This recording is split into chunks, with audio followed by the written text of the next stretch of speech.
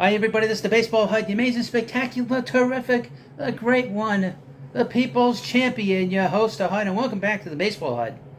I hope you subscribe and like this video. We're going to talk about the Mets as well, always here on a Sunday night. I'm going to talk about really Pete Alonso a little bit. I'll have another video on Monday. I haven't done it yet on the Mets pitching staff.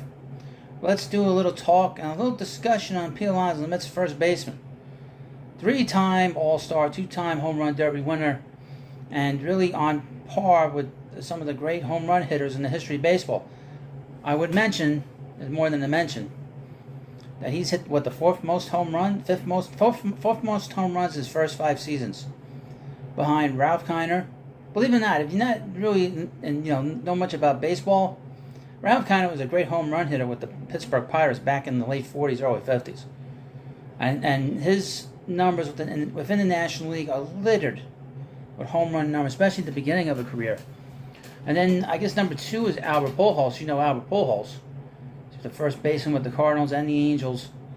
And then there's I think Pete, and there's also Ryan Howard. Remember him from the Phillies, and Eddie Matthews of the Milwaukee Braves, the Atlanta Braves. So Pete is up there in rarefied air in terms of as a home run hitter. A lot of people have been sort of comparing Pete to Dave Kingman. Anyone that says that, I'm sorry, you're ignorant. I hate to say that. I hate to be mean like that. Anyone compares Pete Alonso to Dave Kingman is ignorant. I deal with a lot of cranky Met fans, I gotta admit. And a lot of them are guys that have been Mets fans since the 60s, and they never bring up the good years. They always bring up the bad years and bad players when they want to talk about current guys. And Dave Kingman and Pete Alonso always get compared. Dave Kingman, I never saw him play. I know he was a big home run hitter, but he was a guy that couldn't play the field at all. And Pete's a very good first baseman. Also, I'd mention that Pete has the most home runs since he's been in the big leagues since 2019. He also has the most RBIs in the big leagues since 2019.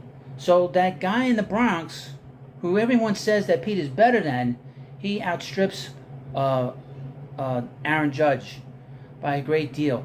And the one thing Pete has over Aaron Judge is he can stay healthy. That's another skill that Pete clearly has over Aaron Judge. Now, Aaron Judge hit a lot of home runs in his career, one of the fastest to get to 250 home runs, but just can't stay on the field. Always hurt.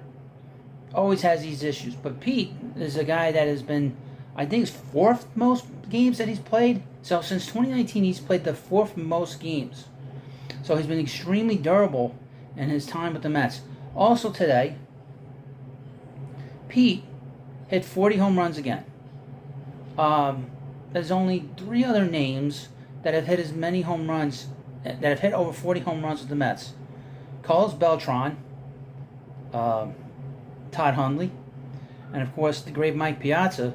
Those are guys that have hit 40 home runs once in their career as a New York Met.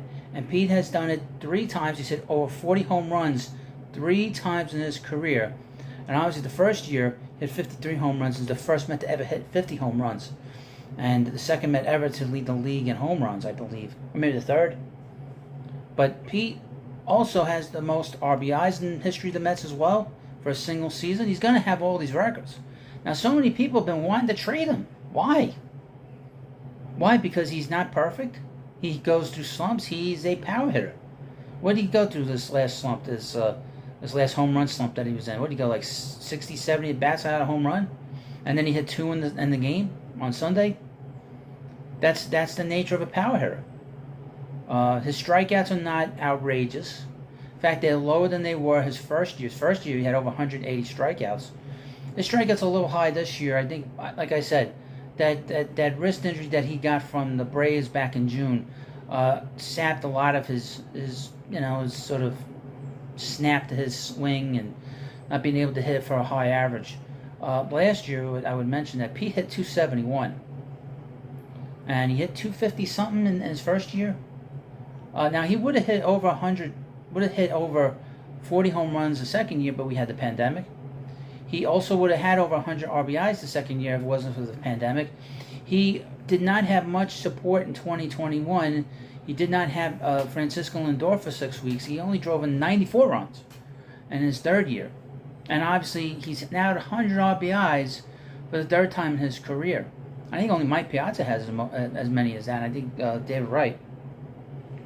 So he's up there in rarefied air with the Mets, and really rarefied air in general.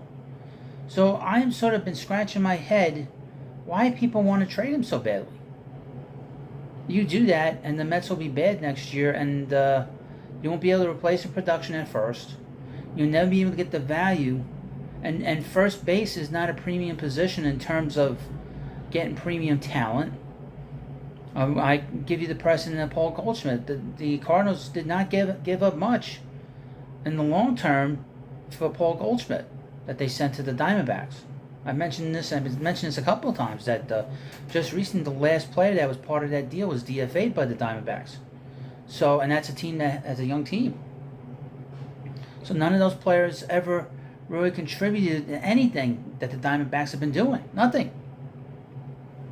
So why trade Pete? And people say, well, Pete's not on the level of Goldschmidt. So why would you do that?